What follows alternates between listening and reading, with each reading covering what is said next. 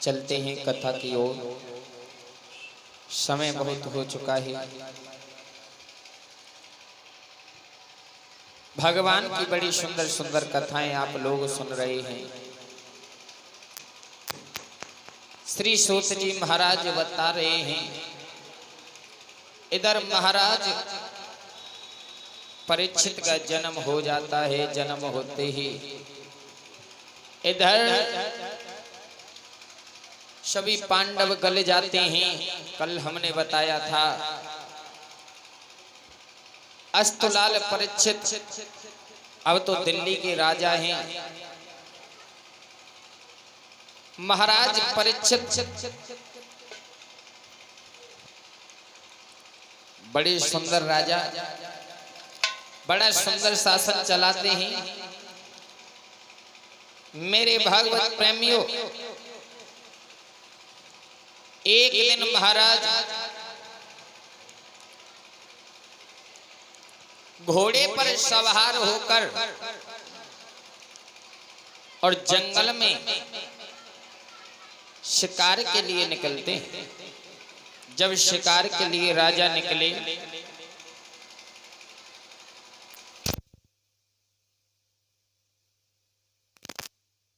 राजा परीक्षित जैसे ही शिकार के लिए निकले हैं, वहां पर एक घटना घट जाती है। एक गाय और बैल को एक चांडाल बड़ा सताता है। राजा ने देखा तो गाय की रक्षा की। इधर वह गाय बोली है कि हे महाराज,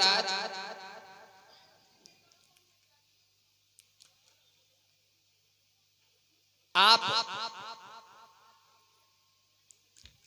ने आकर के हमारी रक्षा की, लेकिन आगे बहुत दुखदाई कष्ट, बड़ा बुरा समय आ रहा है।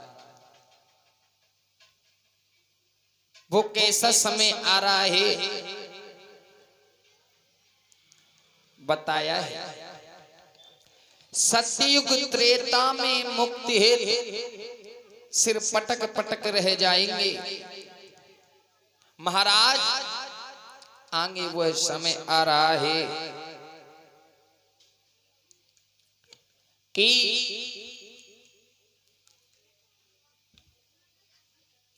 राजा रईस बनिए, ये अपना अधिकार जमाएंगे और जो ये आपके सामने खड़ा हुआ है चांडाल के रूप में, यह कलयुग का अवतार है। जो मैं एक गाय हूं, गाय नहीं, एक पृथ्वी हूं। जो आपके सामने यह बैल खड़ा हुआ है, यह कोई बैल नहीं, एक धर्म है, धर्म। और धर्म जहां को जाएगा, महाराज पृथ्वी भी वहां को जाएगी, क्योंकि इस कलयुग के कष्ट हम पर नहीं झेल पाएंगे। मेरे भागवत प्रेमियों, इधर इतना सुनकर राजा परीक्षित उस कलयुग को डांटने लगे। अरे नीच, तू इनको इतना क्यों सता रहा है? जरा दया कर संत दीन महात्माओं पर, इन गाय बैल रूपियों पर इतना मत सता। जो ये राजा थे महाराज परीक्षित, कलयुग के राजा थे। मेरे भागवत प्रेमियों, इधर वह कलयुग बोला है महाराज परीक्षित से। क्या बोला है कि महाराज सतयुग त्रेता में मुक्ति हेतु ओरे सिर पटक पटक रह जाते हैं।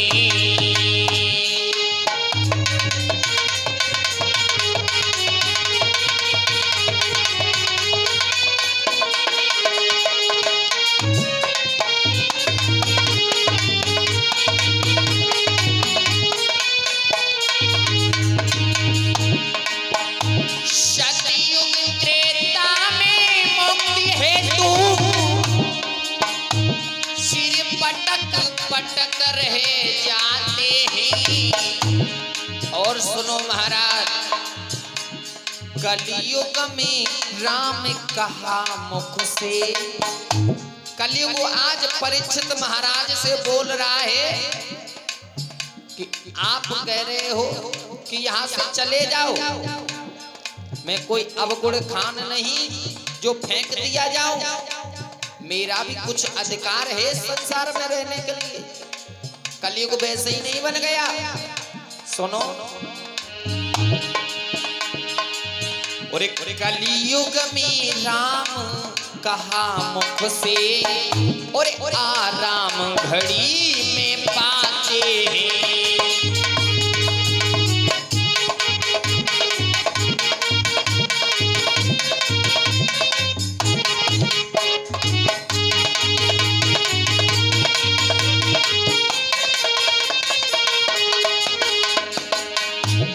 और सुनो महाराज, सतयुग त्रेता में सोचा ही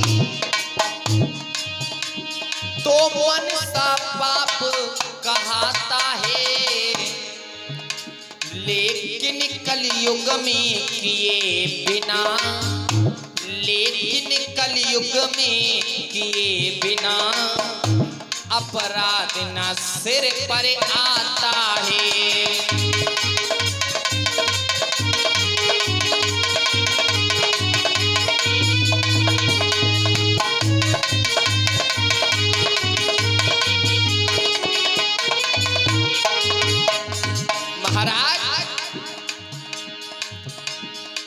सतयुग त्रेता में सोचा ही, अगर थोड़ा सतयुग त्रेता में आदमी अधिक सोच ले कि यह मारना है तो भी पाप कहता है, लेकिन कलयुग में किए बिना अपराध न सिर पर आता है। मैं अपने कलयुग की कहानी बता रहा हूं महाराज, सुनो। सतयुग में मुक्ति जहानी है, तो लाख बरस योग भी करो, और क्या खूब सुविधा कली में है, योग भी करो भोग भी करो।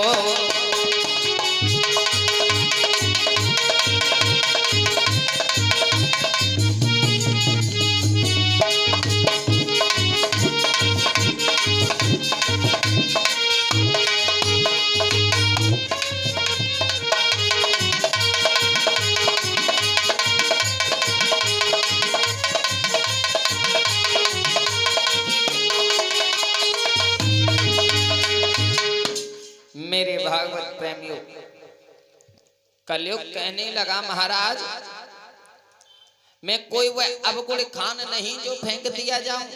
सतयुग त्रेता में मुक्ति है तो सिर पटक पटक कर रह जाते, लेकिन कलयुग में राम कहा मुख से आराम घड़ी में पाते हैं।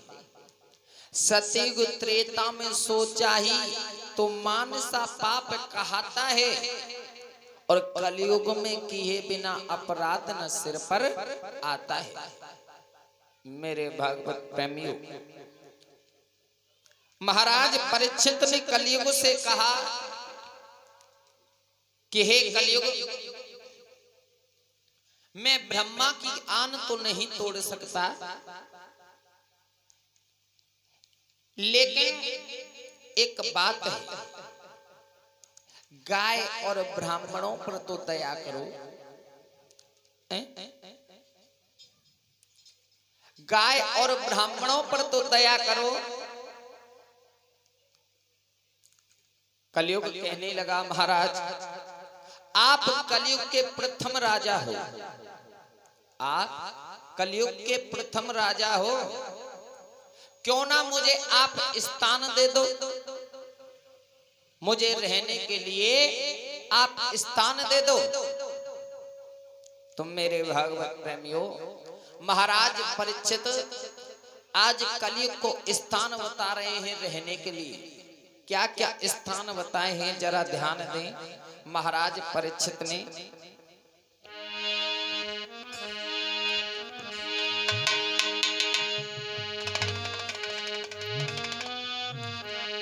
कि जिसी जगह दूसरे के धन पर, ध्यान देना, कि जिसी जगह दूसरे के धन पर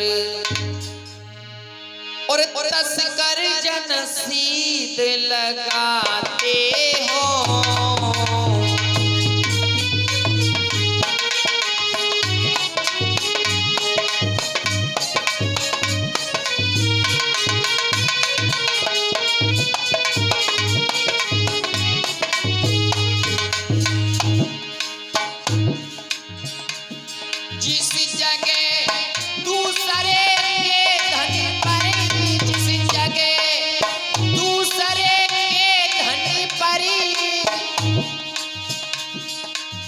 कर जन सीध लगाते हो, और जिस जगह निरपराधों के सिर पर और लोचे बध कर उड़ाते हो,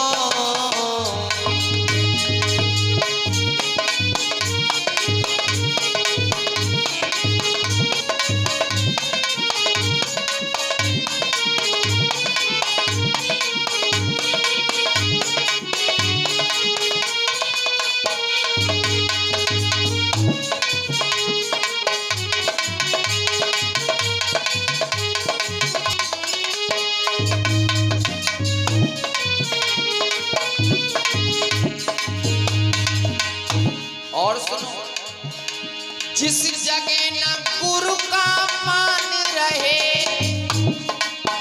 और जिस जगह न हरि का ध्यान रहे और जिस जगह स्वर्ण की कांति रहे वे तुझे निवास स्थान रहे।